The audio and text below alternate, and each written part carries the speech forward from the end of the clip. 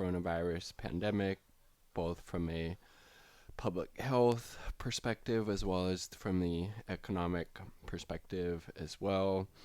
And one of the areas where President Trump could actually use his authority as the president, as the commander in chief, would be to employ the Defense Production Act, which I believe was started in the 1950s to help with the Korean War effort, which obviously, we shouldn't have been in to begin with. It's just, more of the Red Scare, fear of communism. But anyway, so the Defense Production Act would allow the U.S. government to basically make these private corporations develop the really much needed medical supplies that our healthcare workers, that these people on the front lines need, things like ventilators, the N95 masks, surgical masks, different hospital gowns, gloves, all of these different types of things. The government can use the DPA, the Defense Production Act, to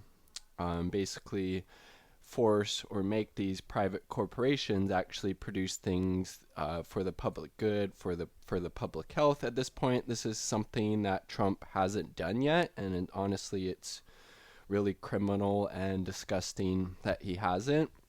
And so the reasons that Trump has said that he's not doing this was, one, he said that, well, the private industry, these private companies, they're ramping up production, we got needs met, it's not necessary. And obviously that's not true.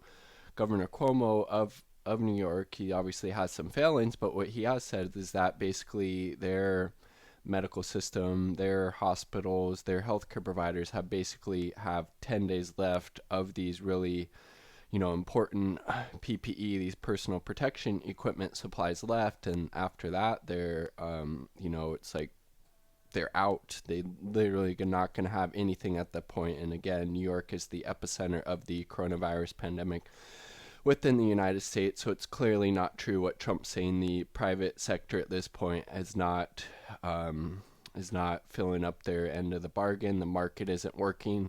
Government needs to step in. This should have been employed, weeks, if not months ago, to make sure we have the ventilators, make sure we have the N95 masks, the surgical masks, all of these different gear that these healthcare workers and other frontline workers need. So that's clearly not true. And then Trump was saying, well, I don't want to nationalize these companies because, well, it's going to turn us into Venezuela. We saw how well that's working out for them. Obviously, that's just complete bullshit. This isn't nationalizing these companies. It's making them actually serve the public good during this crisis, during this pandemic, during this absolute emergency. It's not nationalizing them, even though, the companies that are getting bailouts, I believe, should get nationalized, but that's a different argument.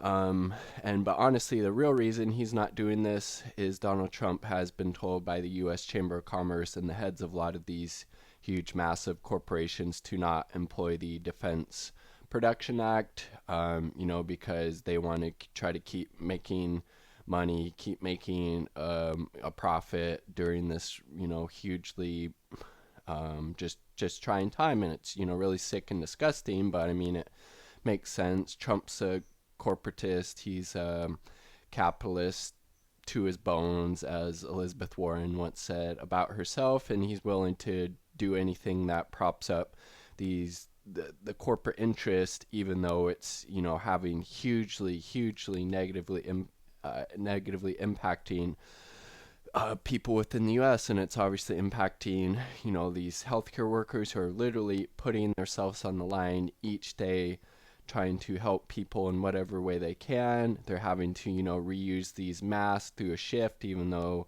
they should be changing them out probably after each patient. They're not having ventilators. The hospitals are going to start getting turned away. There's already, people who have got these different supplies and made homemade masks or protective shields themselves and having to donate them to these different hospitals and healthcare providers because the supply is not there right now. Again, it's just truly criminal and immoral and just disgusting. Trump's reaction to this pandemic. He's just thinking about himself, his re-election chances, and does not give two shits about any of the people who are honestly being hugely impacted by this, and him not employing this Defense Production Act is just another clear example of that. And again, it's going to lead to a lot of more death and a lot of suffering. And he's even talking about, we gotta go.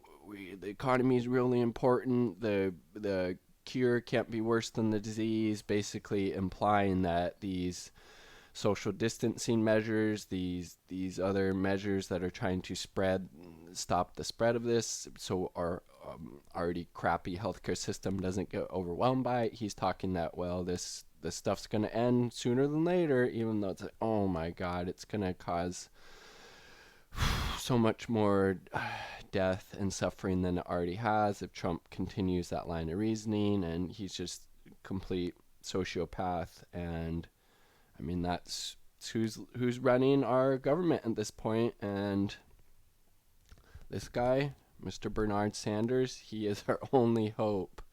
And I mean, you see how Trump's handling a freaking pandemic. He didn't want to get test kits from the WHO because he thought if the test numbers went up, it would hurt his re-election chances. He's not employing the Defense Production Act. He, cut the pandemic experts and the budget at the CDC, and it's just been obviously a complete and utter failure. His administration's response to this pandemic, and we have Bernie Sanders out there coming up with really common sense, progressive, rational ideas of how we can be helping people, both from an economic and a public health or a healthcare sense. Don't see anybody else out there who's running for president or who is president who has any, just common sense plan or is really taking it as seriously as Bernie. So really encourage you to support Bernie Sanders at this time, because it's clear he's our only choice. It's either him or 4 more years of Trump, and the US and the world can obviously not afford 4 more years of Trump for any number of reasons. And this global pandemic is just chief among them at this point. So love to hear your thoughts in the comment sections down below. Peace, much love.